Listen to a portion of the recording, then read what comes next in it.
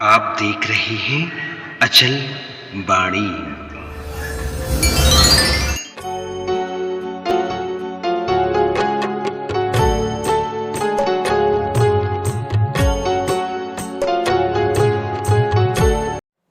मंगलम भगवान वीरो मंगलम गौतमो गणी मंगलम कुंद कुंदार्यो जन धर्मोस्तु मंगलम सर्वमंगल मांगल्यम सर्व कल्याण कारकम प्रधानम सर्वधर्मानां जैनम जयतु शासनम। अनंत सिद्ध परमेष्टि भगवान की जय। 24 शंकर भगवान की जय। आचार्य भुवन कुंद कुंद स्वामी की जय। गुरु नाम गुरु आचार्य भुवन ज्ञान सागर जी मुनि महाराज की जय। परम पूज्य आचार्य गुरुदेव विद्यासागर जी महामुनि राज की जय। परम पूज्य मुनि श्री विमल सागर जी महाराज की जय। 3 कम 9 करोड़ मुनि महाराजों की जय। आदमी अपनी जिंदगी चलाने के लिए बहुत कुछ जोड़ता है। मुख्य रूप से रोटी कपड़ा और मकान से उसकी आवश्यकताओं की पूर्ति हो जाती है, परंतु आवश्यकताओं की तो पूर्ति हो सकती है, आकांक्षा की पूर्ति नहीं हो सकती। आकांक्षा क्या चीज है? एक हाइकू है, सब कुछ है और कुछ पाने के लिए भाग रहा है। सब कुछ है और कुछ पाने के लिए भाग रहा है। व्यक्ति के पास सब कुछ है, जितनी उसकी आवश्यकताओं की जिससे पूर्ति हो सकती है, वह व्यक्ति के पास सब कुछ है। और कुछ क्या चीज है? क्या और कुछ की पूर्ति हो सकती है? तो कहा जाता है कि और कुछ की पूर्ति हो ही नहीं सकती। इसलिए भाग रहा है और भागते ही भागते हुए व्यक्ति दम तोड़ देता है। आदमी सुख पाने के लिए कुछ पाना चाहता है। प्रश्न आता है, व्यक्ति सुखी कौन है? तो कहा जाता है, जिसके पास स्वस्थ शरीर हो वह व्यक्ति सुखी है। आज्ञाकारी पुत्र हो वह व्यक्ति भी सुखी है। जिसके घर में कलह करने वाली स्त्री ना हो वह व्यक्ति भी सुखी है।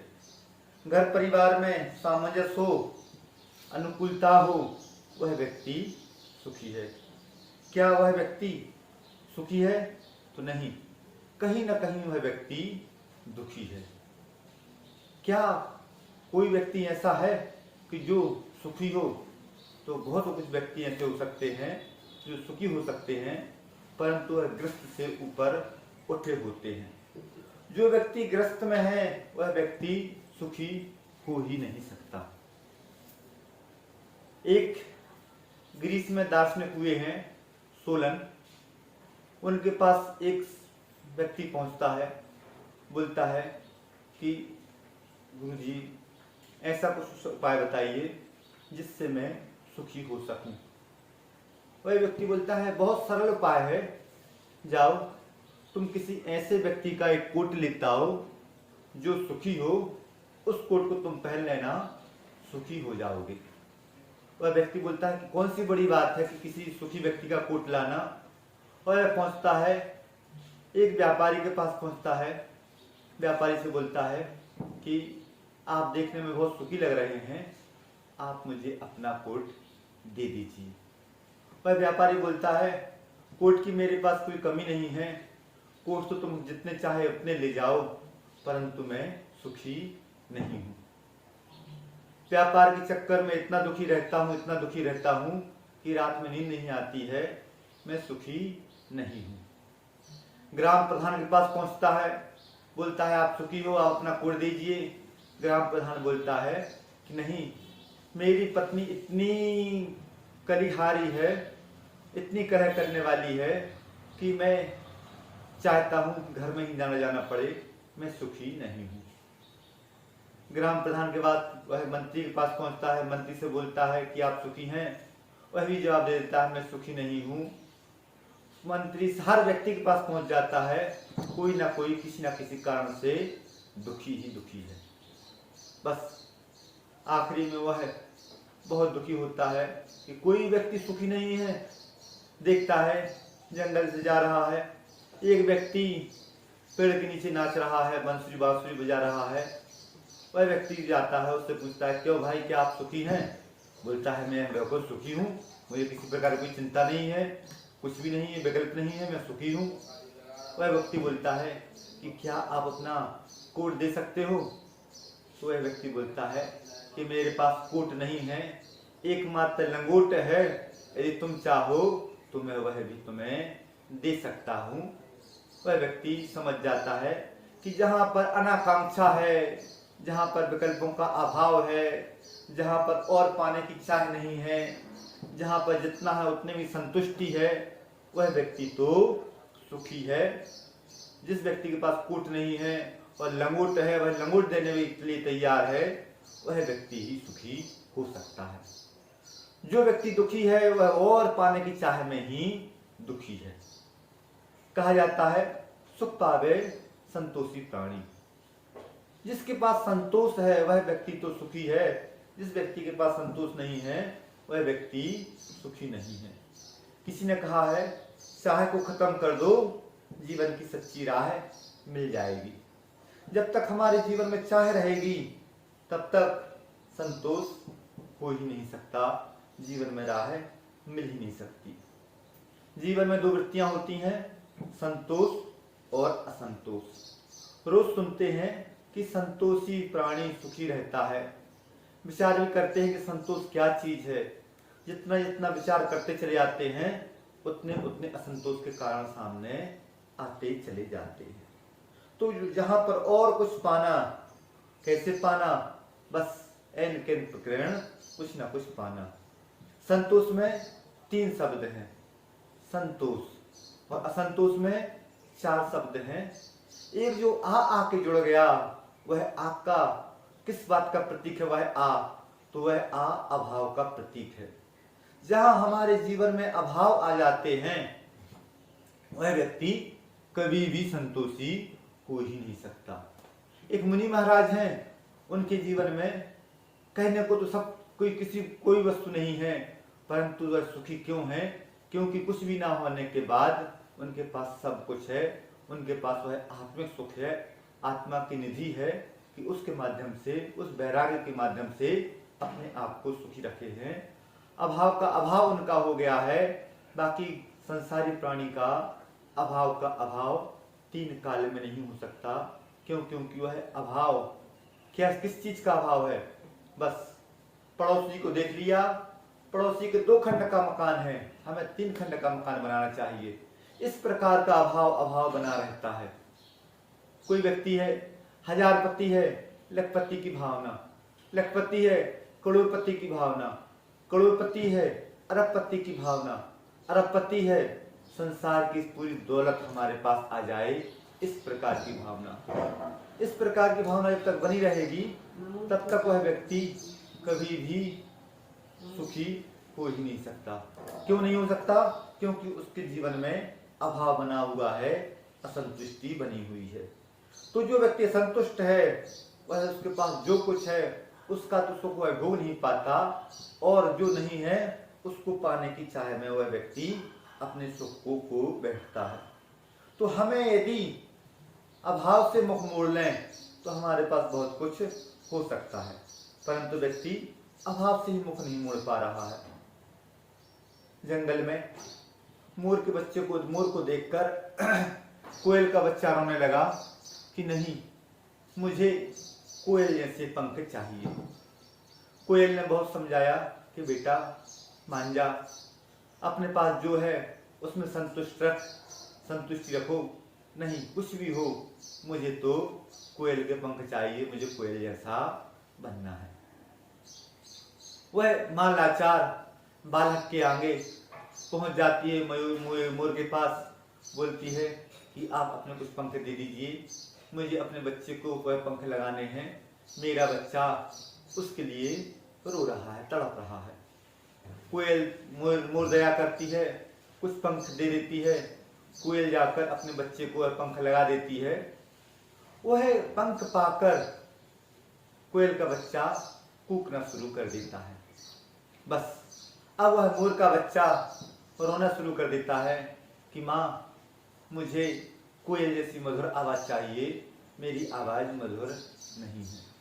तो जिस व्यक्ति के पास जो कुछ है वह व्यक्ति उसमें संतुष्ट नहीं है, जो नहीं है उसके पीछे भाग रहा है। जब तक उसके पीछे हम भागते रहेंगे तब तक हम अपने जीवन में उस संतुष्टि का अनुभव कर ही नहीं पाएंगे, उस सुख का अनुभव कर ही नहीं पाएंगे। व्यक्ति के असंतुष्ट के कारण क्या है?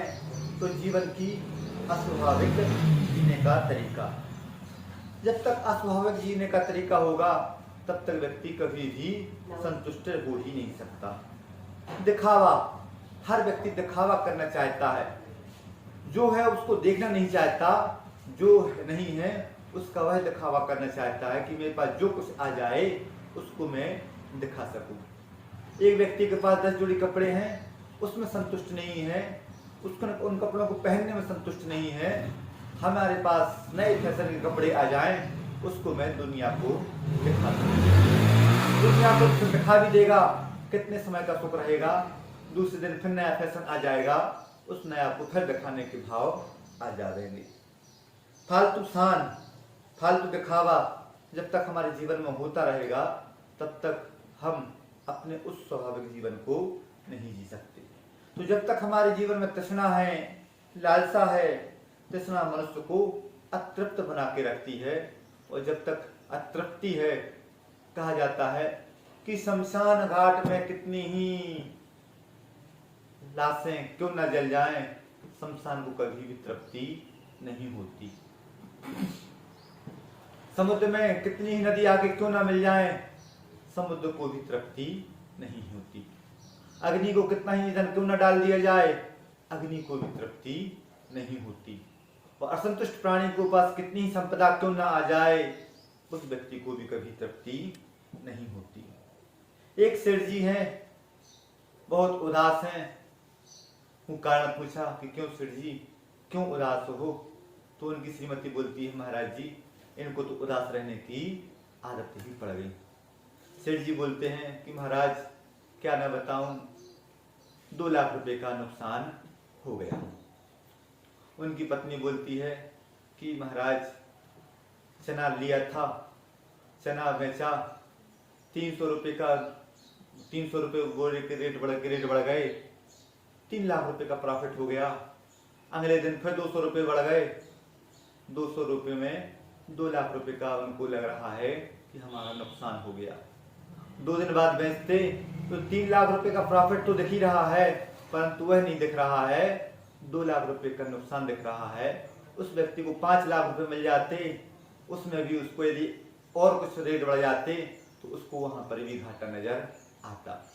तो यह होती है असंतुष्ट प्राणी की वृत्ति। जब तक असंतुष्टि रहेगी तब तक हम उस जीवन में सुख का अनुभव कर ही नहीं सकते। जब तक हम दूसरे को देखते रहेंगे तब तक हमें जीवन में सुख का अनुभव होगा ही नहीं। छोड़कर निश्वास कहता है नदी का वह किनारा, छोड़कर निश्वास कहता है नदी का वह किनारा, उस पार ही क्यों बह रहा है जगत भर का हर्ष सारा। उस पार ही क्यों बह रहा है जगत भर का हर्ष सारा, किंतु लंबी श्वास लेकर यह किनारा कह रहा है, हाय रे हर एक सुख उस पार ही क्यों बह रहा है। इस नदी को उस ओर दिख रहा है सुख, उस नदी के किनारे को इस ओर सुख दिख रहा है। जब तक हम अपने आप में संतुष्ट नहीं होंगे तब तक हमें सुख का अनुभव हो ही नहीं सकता। किसी ने लिखा है, बहुत मशहूर होता जा रहा हूं, मैं खुद से ही दूर होता जा रहा हूं, यकीनन अब कोई ठोकर लगेगी, मैं अब मगरूर होता जा रहा हूं। जिस व्यक्ति के पास जितनी संपदा है वह व्यक्ति उतना ही मगरूर होता जा रहा है और खुद से ही वह व्यक्ति दूर होता जा रहा है। यदि हमें अपने में रहना है तो बस जरा सी जिंदगी में तुम कभी भी आह मत भरना, जरा सी जिंदगी में तुम कभी भी आह मत भरना, गमों से जिंदगी में तुम गमों की चाह मत करना।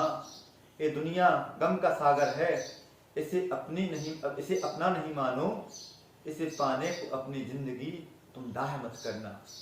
यह जिंदगी गमों का सागर कब बन जाती है?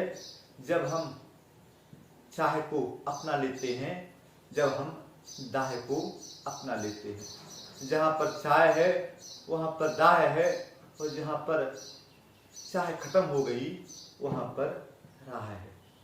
तो प्रश्न उठता है कि गरीब कौन है? कहा जाता है कोई दरिद्रो यस्तु तृष्णा विशाला।